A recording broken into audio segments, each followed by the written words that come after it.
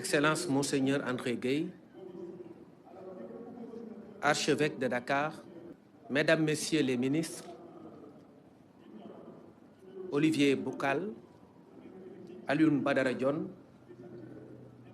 Marie-Rose Faye, Bakary Sarr, qui êtes là dans le cadre de la continuité de l'État, Excellence Monsieur le Nonce apostolique, Excellence Monsieur le Président de la Conférence épiscopale, Excellences, Messieurs les évêques, honorables députés, Excellences, Mesdames et Messieurs, les ambassadeurs et membres du corps diplomatique accrédité à Dakar, Monsieur le gouverneur de la région de Thiès, Monsieur le préfet du département de Mbour, Monsieur le sous-préfet de l'arrondissement de Sindia, Monsieur le maire de Popenguine-Ndayane, Monsieur le président du comité d'organisation, autorités religieuses et coutumières, chers fidèles, chers pèlerins. C'est avec une joie immense que je représente aujourd'hui son Excellence le chef de l'État et le gouvernement du Sénégal dans le cadre de la continuité de l'État en cette 138e édition du pèlerinage marial de Popenguine, perpétuant une tradition républicaine bâtie sur le socle de l'interaction positive entre pouvoir public et autorités religieuses.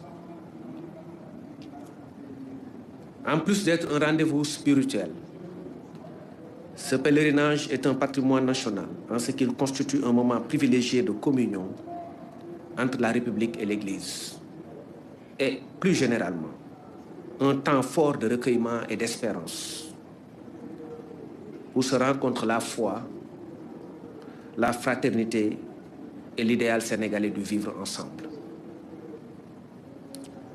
Je voudrais, en ces instants graves, saluer particulièrement le diocèse de Ziguinchor, mis à l'honneur à l'occasion de cette édition, et adresser mes chaleureuses félicitations à Monseigneur Jean-Baptiste Walter Manga, évêque du diocèse, pour la célébration riche en couleurs de cette messe solennelle, ainsi que pour la profondeur de son homélie.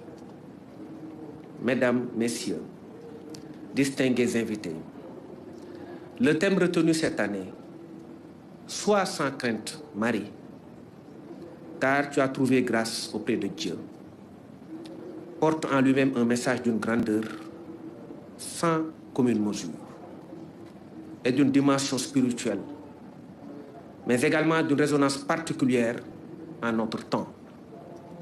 Oui, notre monde est traversé par les doutes, les inquiétudes et les incertitudes. Les crises internationales, le conflit au Moyen-Orient, en Ukraine et ailleurs, les tensions sécuritaires au Sahel, les chocs identitaires, les changements climatiques sur fond de périls écologiques, mais aussi les mutations rapides de nos sociétés, nourrissent parfois la peur et le repli. Ces situations ne nous laissent pas le choix. Notre pays lui-même, bien que solidement attaché à ses valeurs de paix, de cohésion et de stabilité, fait face à des attentes fortes. Ces attentes requièrent la concorde entre Sénégalais. Nous n'avons pas le choix. Dans ce contexte, votre message résonne comme une invite collective à ne pas céder. Il nous rappelle que les nations se construisent dans la confiance, la responsabilité, l'inclusion, l'écoute mutuelle, l'espérance partagée et la paix. Nous osons le proclamer parce que fondamentalement, notre pays a toujours su puiser dans ses ressources spirituelles, traditionnelles et morales, la force de surmonter les épreuves multiformes qui ont jalonné son histoire et continuent de marquer son présent. C'est là l'héritage que nous tenons des anciens.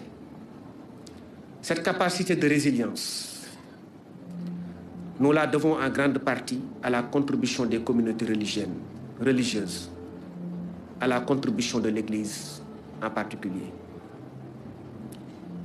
Excellences, Mesdames et Messieurs, le Sénégal a besoin aujourd'hui plus que jamais de toutes ses forces vives.